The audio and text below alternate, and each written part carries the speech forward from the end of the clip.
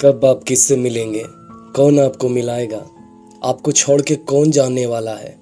आप जिनके प्रेम में अभी हैं, क्या ये पहले से तय था? तो इसी विषय पर आज की इस वीडियो में हम चर्चा करने वाले हैं। नमस्कार, स्वागत है आपका पुनः हमारे अपने और आपके भी अपने YouTube परिवार श्री आर्यवर्त में। आज हम जीवन के एक ऐसे सबसे गहरे और उलझे हुए सत्य पर बात करने जा रहे हैं जो हमारी नींद उड़ाता है, रिश्ते और नियति। ज़रा एक पल के लिए अपनी आंखें बंद कीजिए। उस व्यक्ति को याद कीजिए जिसने आपकी ज़िंदगी को सबसे ज़्यादा बदला, चाहे वह प्रेम से भरा हो या किसी गहरी चोट से।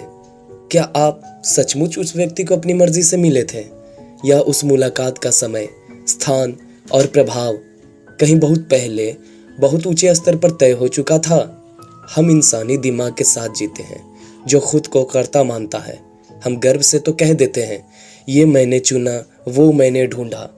लेकिन अध्यात्म का सार हमें बताता है कि आप जिससे मिले नहीं थे, उसे आपको मिलवाया गया था। और यह सब आपके पिछले जन्मों के प्रारब्ध यानी पास्ट कर्मा ने आपकी इस नियति को रचने के लिए किया था, जो आपकी आज डेस्टिनी है। आज हम इसी नियति के धागे को समझने की कोशिश करने वाले हैं और जान जाएंगे कि इस सत्य को स्वीकार करना कैसे हमें आज़ादी दे देता है। हम अपनी मुलाकातों को संयोग कहकर टाल देते हैं, लेकिन क्या दो स्वतंत्र इच्छाएं बिना किसी पूर्व निर्धारित योजना के ठीक उसी समय, उसी स्थान पर, उसी भावना के साथ मिल सकती है? सोचिए, आपकी और उस दूसरे व्यक्ति की जिंदगी में लाखों घटनाएं हुई जिन्होंने मिलकर वह पल बनाया।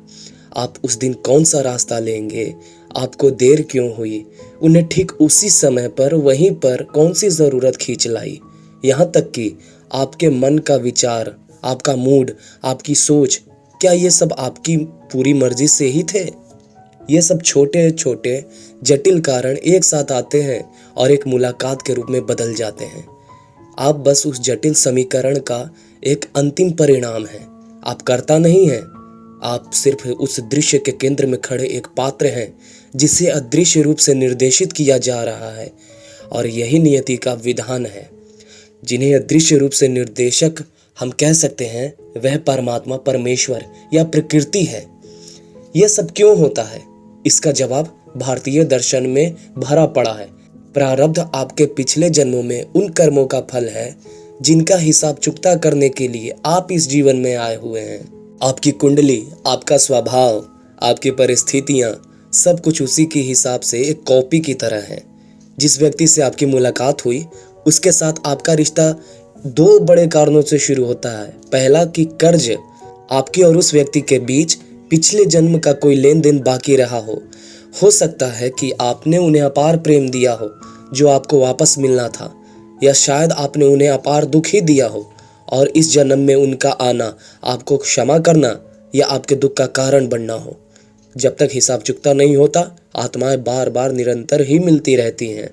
दूसरा कि आत्मा का सबक। कई बार वे लोग आते हैं जो हमें परेशान करते हैं। वे हमारे जीवन में तनाव, टूटन और संघर्ष लाते हैं। उनका काम ही रहता है कि हमारे जीवन को हर प्रकार से दुखदाई बना देना।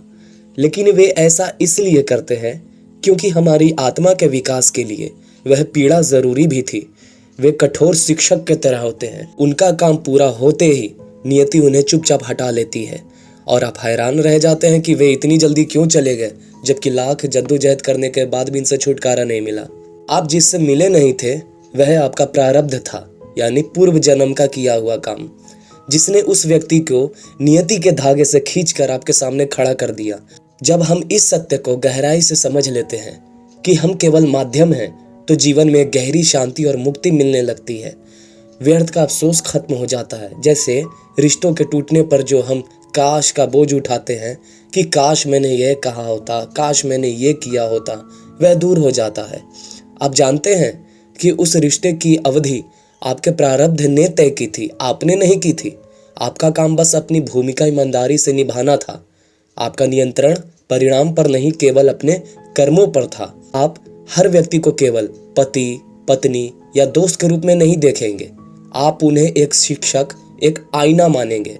जो व्यक्ति आपको सुख दे रहा है, वह आपके अच्छे कर्मों का फल है, और जो दुख दे रहा है, वह आपके पुराने कर्मों को काट रहा है। आप किसी से नफरत नहीं कर पाते क्योंकि आप जानते हैं कि वह भी नियति के विधान का ही एक निर्दोष पात्र है, इसका क्या कसूर। अब आप कर्तापन का बोझ छोड़ देंगे तो अचानक हल्केपन का महसूस करेंगे। भविष्य की चिंता कम हो जाएगी क्योंकि जो होना है वह तो होकर ही रहेगा। आपकी सारी ऊर्जा क्या होगा से हटकर मैं अभी क्या करूं, मुझे क्या करना चाहिए, इस पर केंद्रित हो जाता है। आप अपनी भूमिका को पूरी लगन और जागरूकता से निभाते हैं। यह कर्म करना है लेकिन कर्ता बने बिना, यही सच्ची आज़ादी है।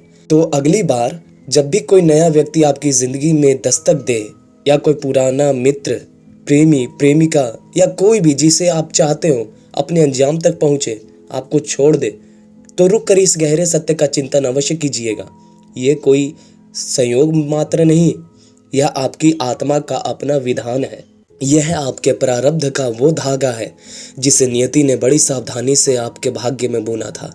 आप कर्ता नहीं हैं, आप सिर्फ दृष्टा हैं, यानी विटनेस, जो इस भव्य नाटक को देखता है, हर भावना को महसूस करता है, अपनी भूमिका निभाता है और फिर परिणाम को उस परम शक्ति के हाथों में सौंप देता है जिसने यह सब रचा है। कि हनुमान जी जब लंका गए थे और जब लंका फूंक के वापस राम जी के पास आते हैं तो राम ने कहा कि मैंने तुम्हें आदेश तो नहीं दिया था लंका को फूंक देने के लिए, तो फिर लंका को तुमने आग क्यों लगा दी। हनुमान जी बड़े विनम्र भाव से कहते हैं कि प्रभु मैंने कुछ नहीं किया, आपने किया, मेरे प्रभु ने किया, मैं तो सिर्फ करता था। उसने मेरी पूंछ में आग लगवाई, मैं जहां जहां उड़ता गया मेरे पूंछ की लपटें उस पेड़ पौधों को जलाती गई और धीरे धीरे अग्नि का इतना विराट स्वरूप प्रकट हुआ कि पूरी लंका को अग्नि में दाह कर दिया। तो मैंने कहाँ कुछ किया। तो डाउन टू अर्थ, डिसेंट होना आप हनुमान जी से सीखें। हर व्यक्ति, हर ईश्वर का रूप हमें सिखाने, हमें इस सभ्यता में अच्छा जीने की कला देने के लिए है अवतरित हुए हैं, आते हैं और समय समय पर आते ही रहेंगे, क्योंकि यह सृष्टि और हम सब उनकी ही रचना है।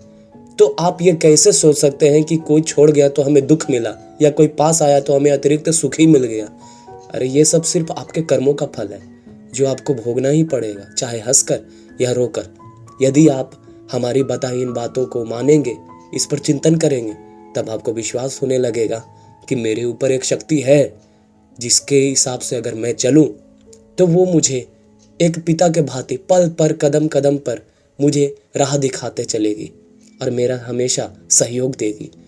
आप किसी का बुरा ना चाहें, किसी का बुरा ना करें, तब आप देखिएगा ये सारी भावनाएं, आपके पुण्य इसको जला देगी। आपके सारे दुख मिट जाएंगे, सारे कष्टों का अंत हो जाएगा। किसी के छोड़ जाने से, किसी के आ जाने से कुछ बनता बिगड़ता नहीं। हाँ, ये बात सच है कि हमें उनसे भावनात्मक लगाव होता है जिसके कारण हमें ये पीड़ा महसूस होती है। कमेंट में जय श्री कृष्ण जरूर लिख दें। आने वाले वीडियो में एक और ऐसे ही विषय को लेकर आने वाले हैं, बने रहिएगा हमारे चैनल पर। बाकी आपका मंगल हो। जय श्री कृष्ण।